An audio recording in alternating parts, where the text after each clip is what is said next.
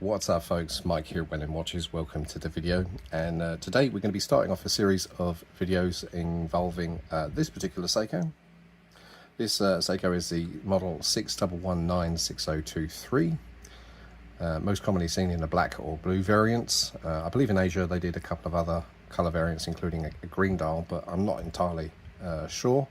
But this watch has been sent in by a customer for a service and restoration. They requested a video, which is not something I normally do with every single watch because it is quite time consuming to make videos, but I thought I'd give it a good shot with this particular watch. If you've seen any of my other videos on the channel, the Seiko Pogue or the Rolex service, it'd be that sort of thing. It'd be a series of different videos showcasing different aspects of the service and restoration. So the movement's going to be taken out, obviously it's going to be serviced, any parts replaced as needed. But the casing is also going to be brushed and polished. We do have the original bracelet here, which is quite worn, which is not much I can do about that. So this is going to get a good thorough clean and probably a couple of stages of brushing and a little bit of polishing there on the clasp. Like I said, it's worn, but still usable.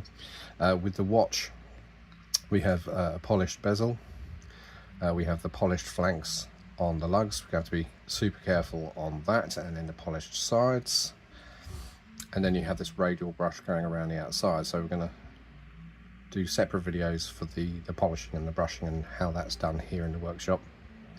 The aim isn't to get it back to factory finish, it's just to improve it without damaging or ruining the lines, the original lines of the watch. There might be another video set aside for polishing and brushing because it's one of those subjects. Some people say you should never polish your watch and other people say you should. So I'll probably do a separate video on that, which is a subject all on its own. So in this video, first thing we're going to do is we're going to decant the movement and break down the casing. Right, so the bracelet is already off.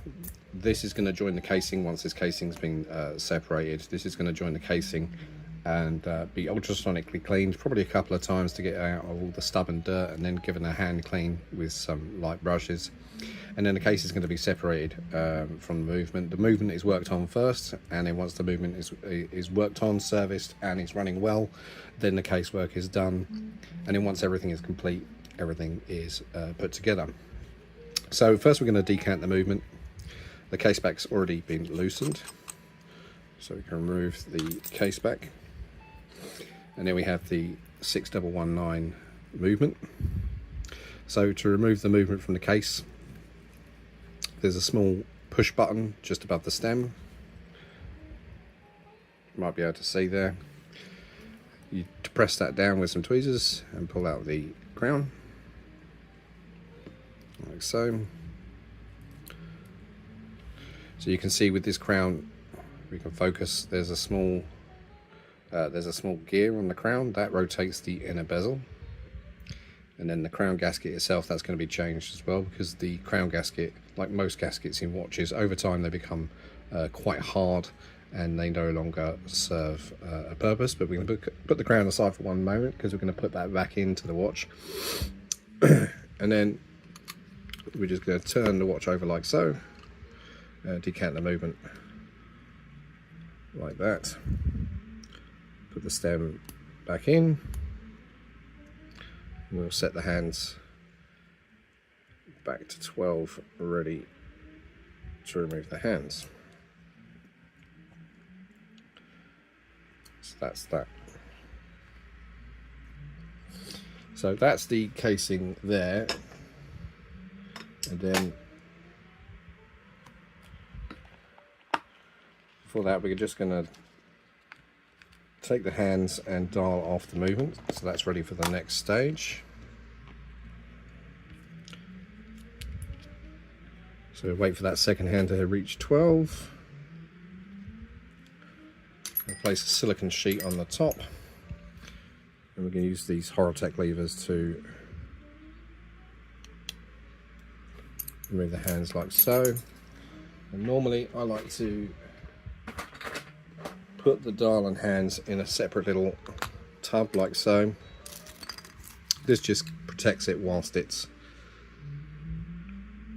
inside the service tray. So that's the hands, and then there's two small screws around the outer edge, of course, of the movement retainer.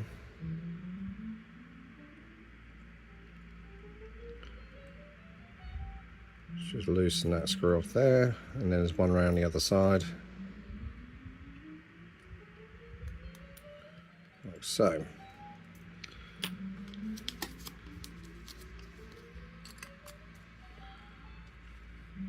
So put the dial in there like so. And this is just good practice whenever you're servicing a watch, is to have a separate container for the dial and hands, just so no matter what happens as things are in this tray, you're not going to mark, scratch or damage the dial or hands. It just keeps things safe.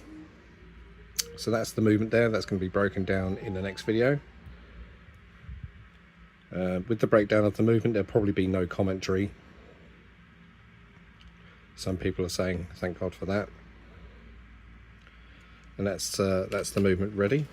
So the next thing to do would be to remove this bezel from the outside. Now usually there's a small lip.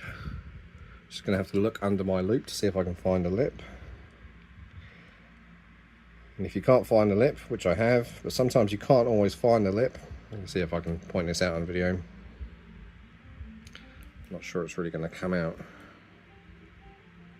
Might be able to see it, but just here is a little cutout, a lip, so that you can use a tool to lift the bezel off. So in this case, I think we might be able to get the heel of a hobby knife in there.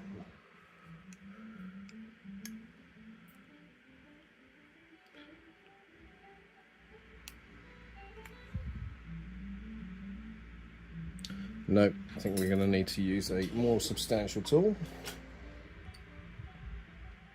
So this is an MKS tool. We got the right side? Yes, right.